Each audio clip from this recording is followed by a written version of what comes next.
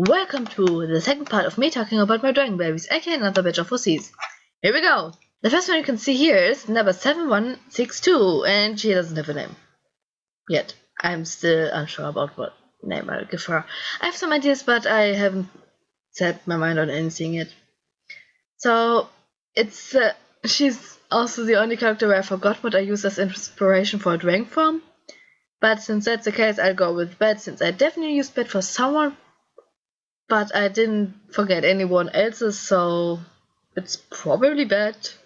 I can't remember everything just in my head about Summer Seas, but apparently she isn't one of them, so I apologize.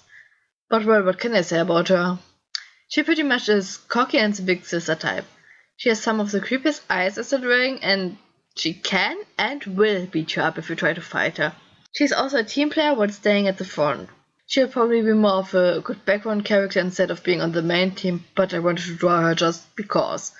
Also, she's one of the few whose markings extend from her face onto somewhere else, while the others either only have face markings or separate markings on other body parts. And yet they all have these markings as dragon too. Alright, next. So the next one is our main protagonist. Her name is Sarah, and she has the number 7102. I wanted to go with fire for her just because it's a typical dragon thing, but another one uses fire but better, and another protagonist has more specific firepower, so she will go and use lava now. It's fire but also not. It's heavier than fire but makes things burn too. So I think of having her party controllers too, just for this to make somewhat more sense, and it also goes with the style. Military was, like for anyone else, her best bet for future and an actual job, but she also aims high. Viewing Mother, number 0218, somewhat is the role model. There are a lot of things she'd like to change, but for that she'd first need to actually be an important person with things to say. Her family was against her going to the military, no matter her goals, but they accepted it, and they're really caring, just want their daughter to stay healthy and not get hurt while living a good life. Which is difficult at a place where you have to fight and kill others and then could probably die, but hey! When we get introduced to her, she's been with the military for a while, but gets to meet her new squad, aka the other characters on her side, which we'll see for a while and a lot the first time. And she actually starts outside missions and not just training or something simple as catch that human thief, oh wow, you did it, I am proud, but why the hell did you need so long, or something. It's a bad example, but hey. She's one of the few, if not only one so far, who has only one pair of legs as a dragon. In exchange for that, she has stronger legs and big claws on her two wings, and also a tough head to just shove enemies out of the way or headbutt them if needed. I think the worst thing that could happen to her is if one of her legs would get cut off, because she wouldn't be able to regenerate that. A wing, sure, she would lose an arm as a human, but the wing would return if she turns dragon. It would be thinner and somewhat weaker, so you need to get used to that, but a leg would probably be really awkward even if she could just fly around.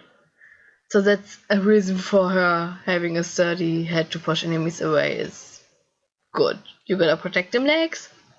So now for the other dragon from the past that's gonna stay, number 00, lovingly called Zero by his friend, as he has no birth name. Unlike Mother, he isn't with the military. When they all got separated, let's say that, he left and stayed away despite the military's best efforts to catch him and get him back. Soon enough they sent out others who could turn to dragons to go catch him no matter what it takes, but he just killed them with ease, so soon enough they gave up somewhat. They wouldn't give up completely, they made plans and had manipulation with them, but that's story time. And yes, he killed a trained squad of military dragons. He's the type that needs to clap and the dragon would fall out of the sky, crushed, which he demonstrated with ease as his friend complained about being nervous going into a fight against a horde of aggressive dragons. His friend, by the way, is the number 04 and the name D, like B, but with a D, and is a dragon that uses earth to fight. I drew him too, but didn't record it, so I apologize. Both of them were with Mother and Irina, by the way. Zero is more of a loner and reserved among others, but it would be a lie if I said he doesn't enjoy a good fight, or being around his friends.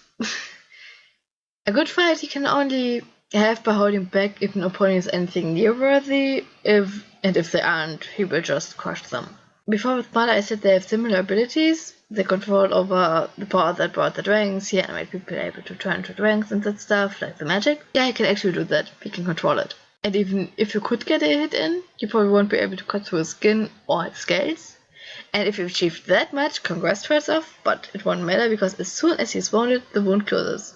So yeah, he has very high regenerative abilities that keep him alive. And like, for example, if you were to cut through his arm, as if cutting it off, his body would regenerate so fast it wouldn't even come loose. Which is another reason why he's just super hard to beat.